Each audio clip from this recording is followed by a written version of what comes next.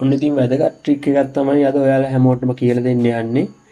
ඔයාලට බෙහෙත් බොන්න වුණාම මේ බෙහෙත් පෙත්ත දෙකට කඩා ගන්න අපි සෑහෙන ක්‍රම try කරලා බලමු. ඒත් ඉතින් හරි අමාරුයි මේ බෙහෙත් පෙති දෙකට කඩා ගන්න. ඉතින් අද මෙන්න මේ ප්‍රශ්නෙට ලේසි විසඳුමක් තමයි ඔයාලට කියලා දෙන්න හදන්නේ.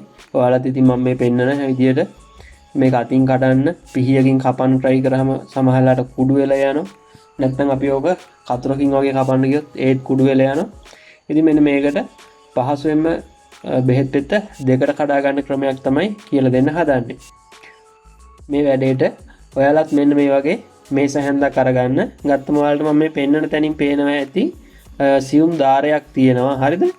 මෙතෙන්ට හරියටම අන්න එතෙන්ට බෙහෙත් පෙත්ත කඩන්න ඕන තැන තියලා දෙපැත්තට පොඩ්ඩක් පුෂ් කරන්න විතරයි ඕන. පහසුවෙන්ම අපිට පුළුවන් මේ බෙහෙත් පෙත්ත ඕනම ප්‍රමාණයක එකක් දෙකට කඩා ගන්න. මේ වගේ ලොකු බෙහෙත් පෙති විතරක් නෙවෙයි කුඩා බෙහෙත් පෙති වුණත් පහසුවෙන් අපිට දෙකට කඩා ගන්න පුළුවන් මේ ක්‍රමයේදී. ඉතින් ආයෙමත් මේ වගේ වැදගත් වීඩියෝයක් ඔයාලට ඉක්මනින් අරන් එන්න. අපිව ලයික් කරන්න, කමෙන්ට් කරන්න, ෂෙයා කරන්න අමතක කරන්න එපා.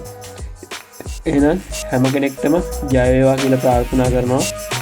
අද නම් ගිහින් දෙන්න. බොහොම ස්තුතියි.